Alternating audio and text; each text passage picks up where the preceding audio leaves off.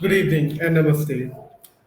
Today we have Mr. Anirban Ghosh, Head Center for Sustainability at Mahindra University with us.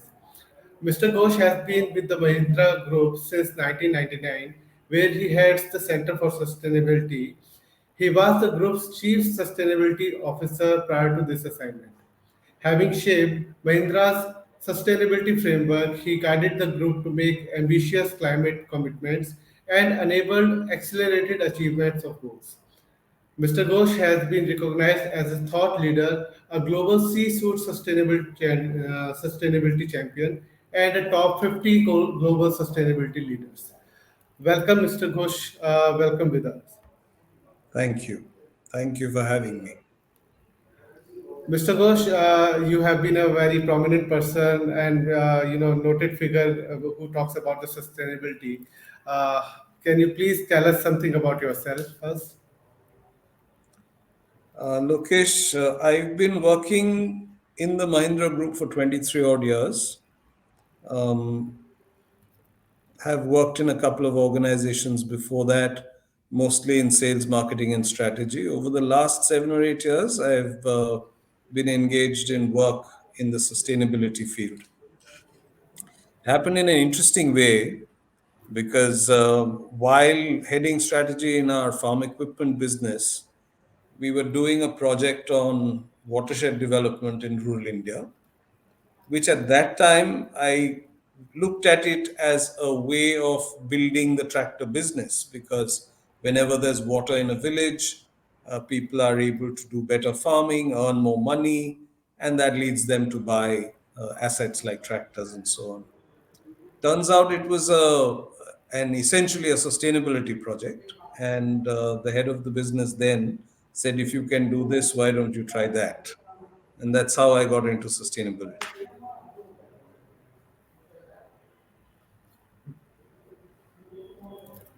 Interesting to know that.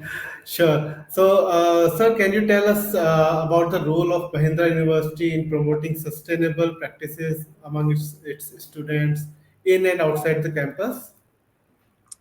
The Center for Sustainability at Mahindra University is very new. It's just being set up. We are therefore getting our programs going. But already there's a lot of work done. The new buildings that are coming up are all are certified green. Many of them are certified gold, and the campus is getting built. And there is a dream that we would want this to be a net zero campus, and our facilities team is looking at how to ensure that we get there. So a lot of sustainability practices being done over here in the design phase. Already the lights and the air conditioners and so on are very energy efficient and all the right technologies. It's a very interesting plot of land because it has a slope. It sort of comes in like a V, and these slopes have been used to make sure that gravity can be used to for water and sewage and so on to reduce pumping requirements. Courses are going to include, and that conversation is on now, on embedding sustainability into the various courses in the university across the schools: the School of Engineering, the School of Law, the School of Education, the School of Management. Across schools, across courses, there will be topics of sustainability that will be embedded over and above other electives that will be offered. Students will get a very good flavor of sustainability as they go through the university. And it won't be just one course or one graduation degree, but it will be embedded into everything that we do. You may have heard business leaders saying sustainability is embedded into everything we do in the business. Well, if it is supposed to be embedded into everything they do in the business, it must be embedded into everything that is taught in a university. And that's the first step that we're taking. Uh, Indeed, it's the need of the hour. The sustainability is definitely need of the hour, and when we are talking about using the sustainability or keeping everything sustainable in business, why not the education sector is something which is omitted from it. And thanks to your efforts, it's been done now. So, sir, can you also, let us know how can we ensure the sustainability efforts in educational institutes are inclusive and address the needs of all communities, including the marginalized groups?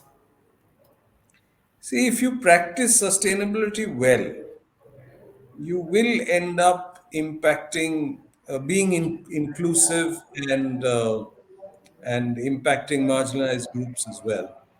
Uh, the risks that we run are in the transition, say from uh, thermal energy to renewable energy. How do we ensure that the people in the coal value chain have something alternative to do? Um, Again, it's not an easy transition because you require people to have acquire other skills.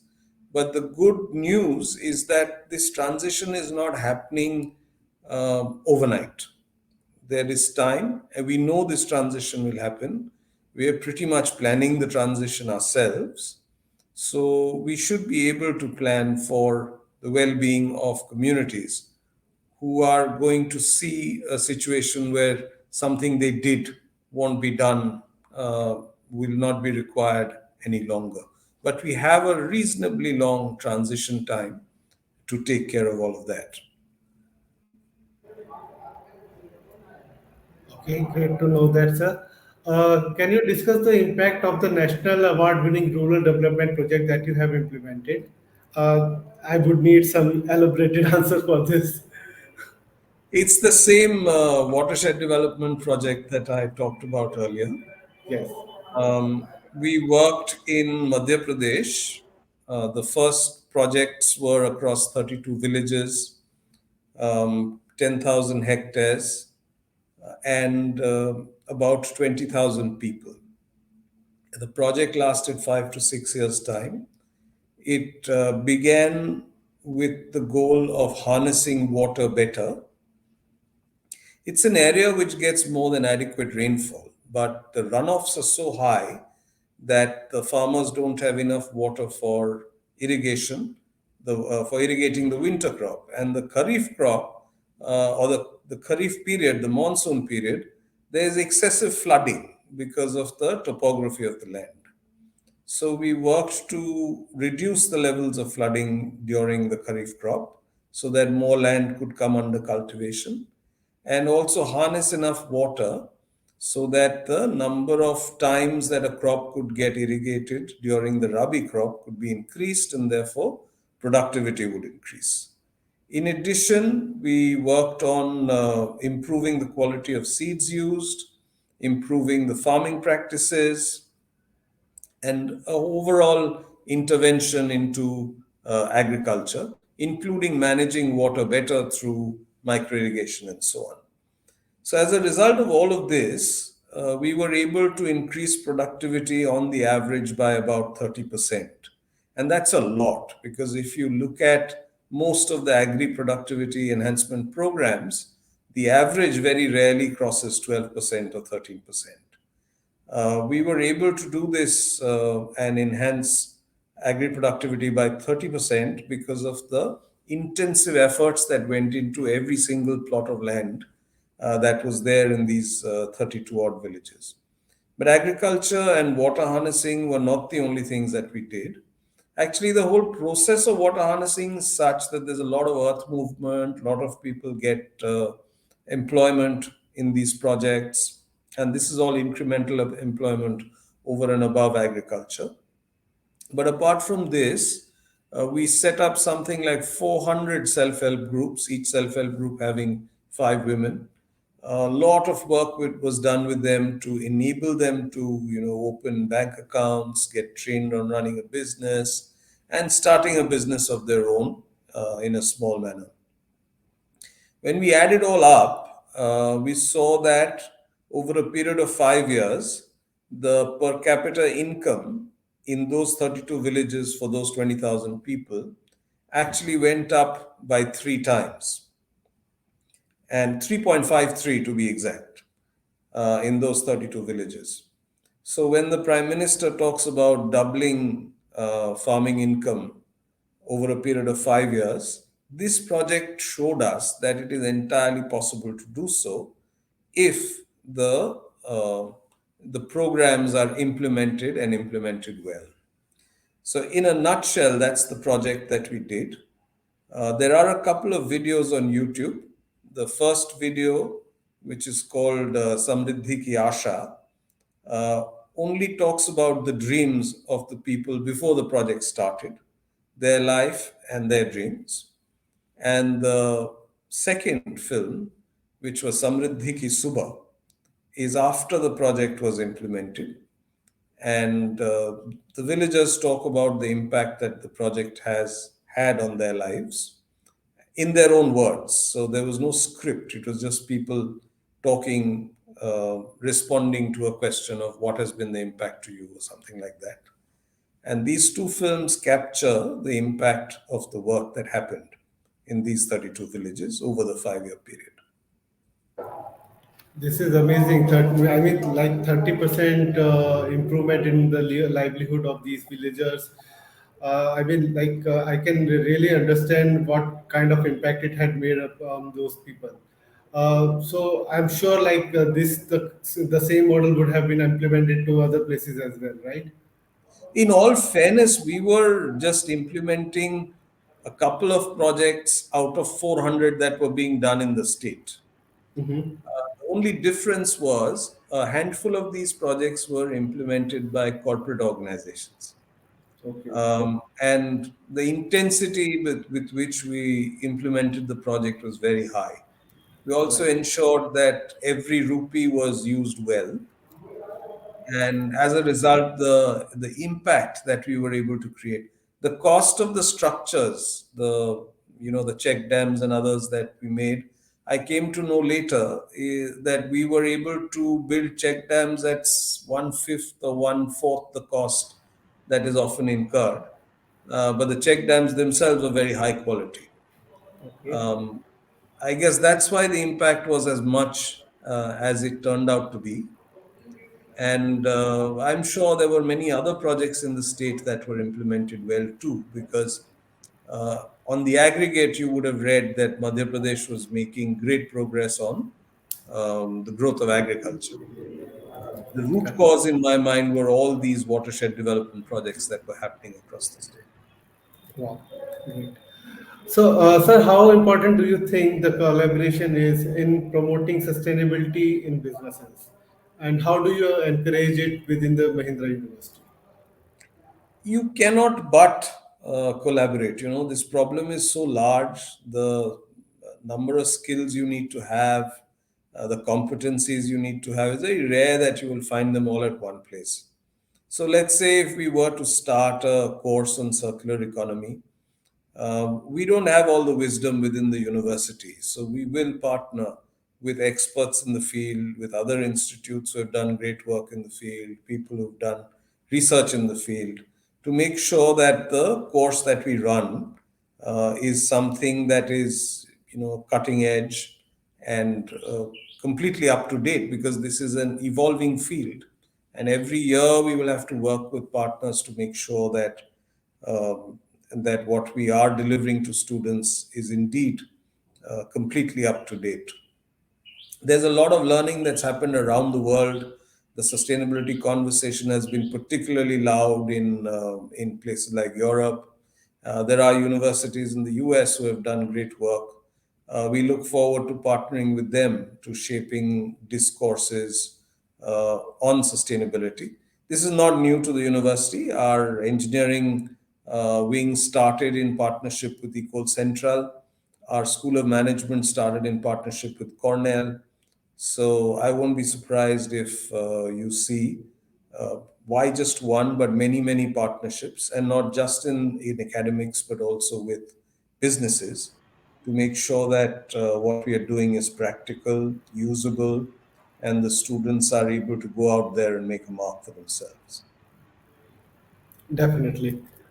So tell us something about the Sustainable Housing Leadership Coalition, its objectives and the progress you have made so far.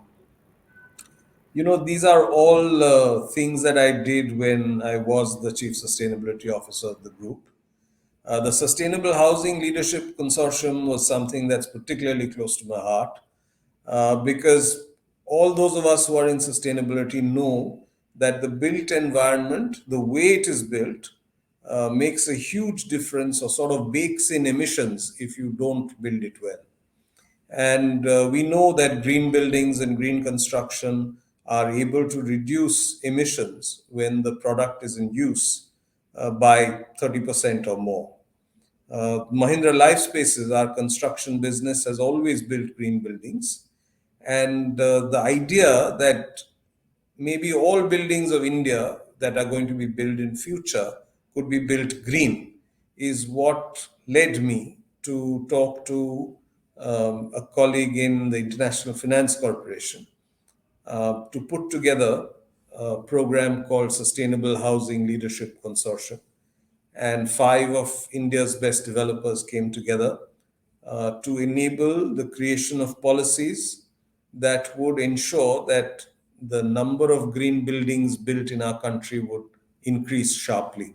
A lot of good things have happened. The building code has evolved. There is a chapter on sustainability there. I think we've crossed 1 billion square feet of green buildings in the country. SHLC doesn't take credit for that. There are many, many people who were involved, including IGBC, of which I'm a senior fellow. So it's been an interesting journey, but there is a long way to go because 60-70% of the buildings that will be there in India by 2060 are not built yet.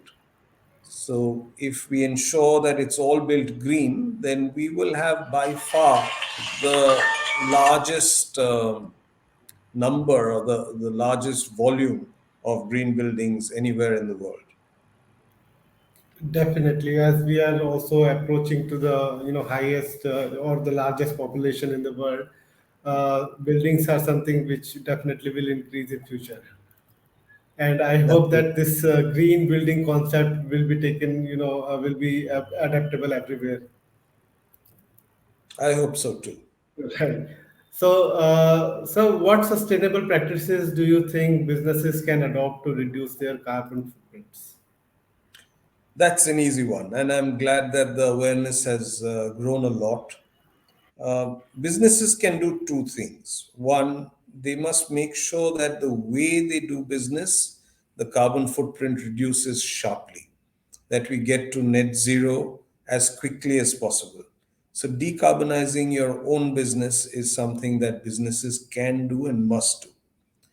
But perhaps an even bigger contribution of businesses will be to create climate solutions that all of us can use. And climate solutions includes things like electric cars and bamboo toothbrushes and uh, clothes made out of banana fiber or hemp and many, many more. Biodegradable materials which can be used in lieu of plastic, let's say, which is not so much biodegradable.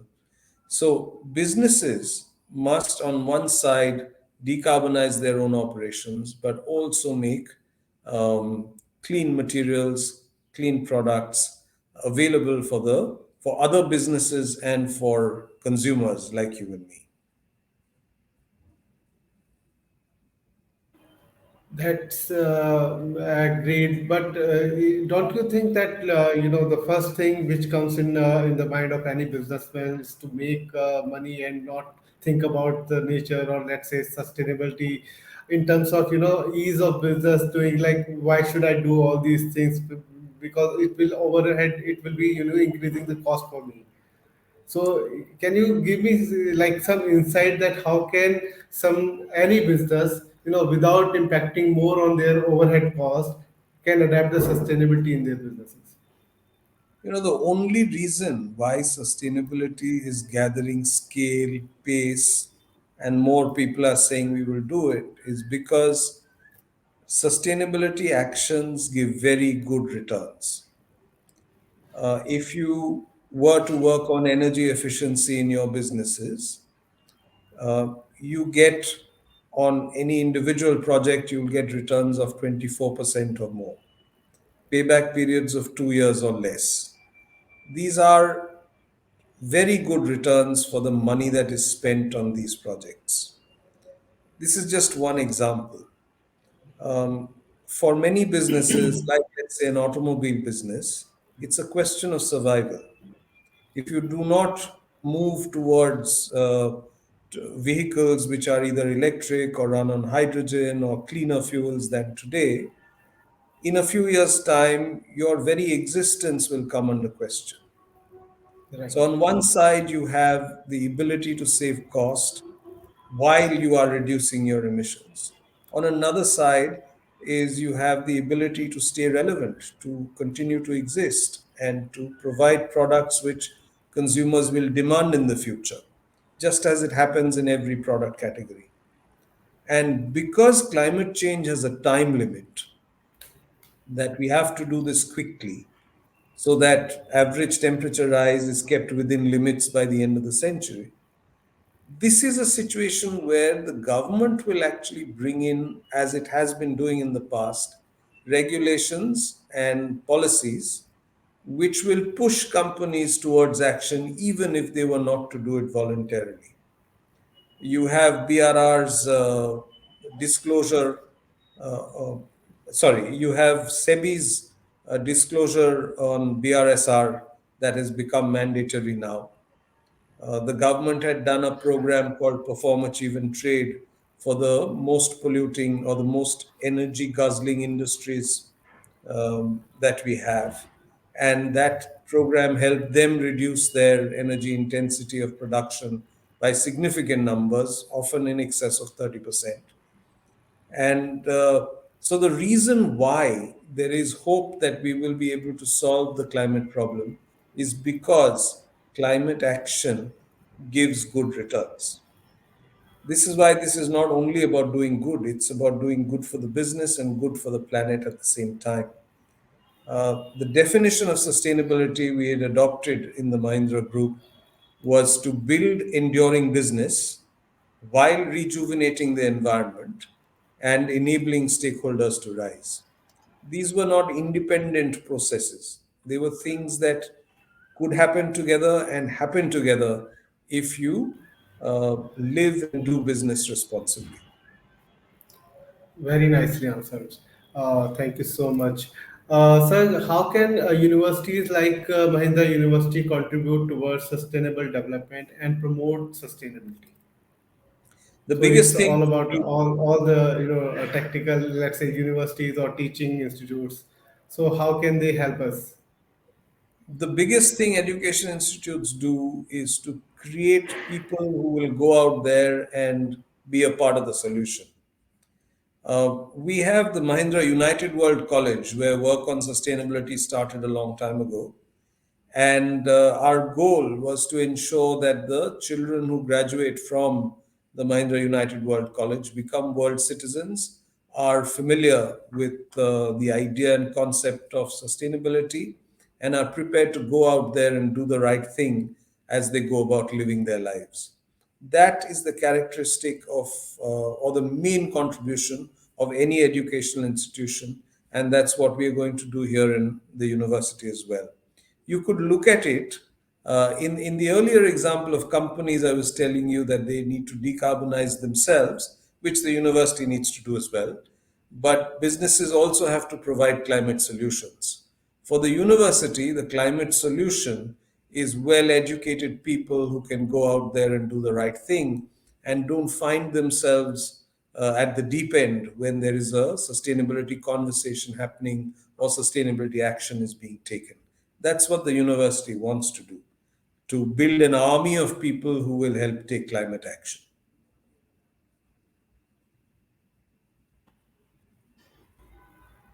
Correct, sir. Definitely, that's the need of the hour, actually. Uh, and as rightly said, the university will be creating the people, or let's say the world leader, who will be implementing all these things in the future, because everything which we are doing right now is for our next generation. Sir, can you also share some tips for the individuals, especially the students or the younger generation, to adopt sustainable practices in their daily lives? Just did a webinar on this location, on Mission Life. The list that the government has made on living a life friendly for the environment is a very good list. Thankfully, it's available freely on the net. But just a couple of two, three things that we can all do. The easiest thing that we can do is make sure that we are using LED lights at home, that we are not wasting water. Wherever possible, we are able to change our fans to BLDC fans, which consume one third the energy of a regular fan. But all these things you might say cost a bit of money, require a bit of effort, and so on. But it doesn't require any effort to segregate the waste that we produce and put it into two different dabbas. In our house, all the wet waste typically gets generated on the dining table or in the kitchen, and all that waste usually goes into the waste bin in the that is kept in the kitchen. Right. Rest of the house, you only have dry waste, and so it is not difficult to separate the two. The moment you do that, you give yourself a chance of ensuring that our waste does not go to a landfill and create more pollution, but that the wet waste can be used for fertilizer, to create fertilizer and compress natural gas, and so on. And the dry waste can be repurposed, and you can recycle the plastic, and you can recycle paper, and whatever can be recycled, it gets recycled. So it's a simple thing, it doesn't cost any money, very easy to do. You just have to be a little bit conscious. Now, municipal corporations are insisting that you segregate your waste and give it to them. That enables them to build the recycling ecosystem. So, these are some things we can do very, very easily at home. All our taps, usually there's more water that comes out of the tap than we need. Most of it is wasted. Correct.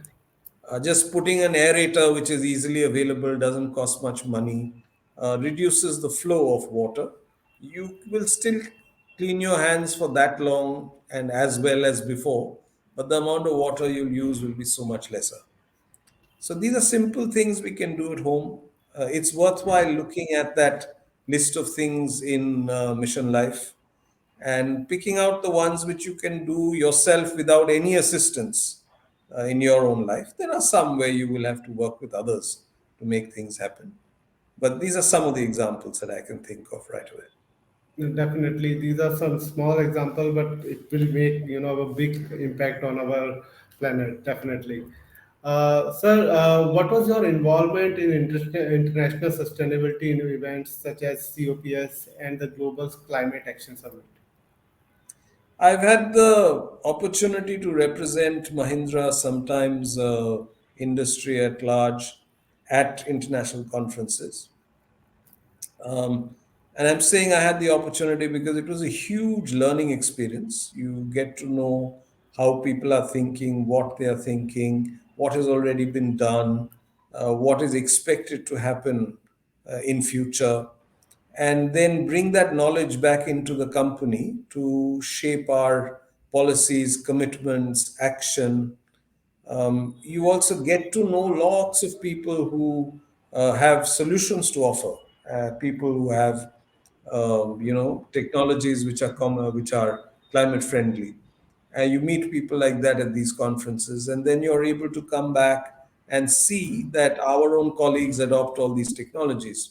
And like I told you earlier, these technologies actually help reduce cost. In many cases, they ensure that our pollution levels go down and builds the resilience of the business. So there is no earthly reason why somebody would turn around and say, "I will not do this." If you are able to explain uh, what you want done clearly. It's not as if all technologies are economically feasible, but all of us understand that.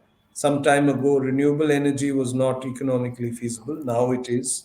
Some time ago, electric batteries, storage batteries were far more expensive than they are now for electric vehicles. So all these technologies go through that same phase. So one should have perspective. You get that perspective if you go to these conferences, because on one side you see technologies which have now become mainstream, and you also see technologies which are coming and will become mainstream in the future. Helps shape the work in a business, helps shape the work in a workspace, and helps getting people along on the journey to do the right thing in the future. Definitely, sir. Right. So, the sustainability is all about meeting our present needs without compromising the ability of future generations to meet their own. Like as students, we have the power to make a difference by adopting sustainable practices in our daily lives, as Mr. Ghosh has explained very well. We can reduce our carbon footprint by using plastics public transport, turning off lights when not in use, recycling. These are the small, things which we can implement in our daily lives. Mr. Ghosh has delivered guest lectures at many business schools such as Harvard, INSEAD, and IIMs at Ahmedabad, Indore, and Kozhikode. So thank you so much, Mr. Ghosh, to speaking us with today, and we will look forward to meeting you very soon. Thank you very much. Thank you, sir.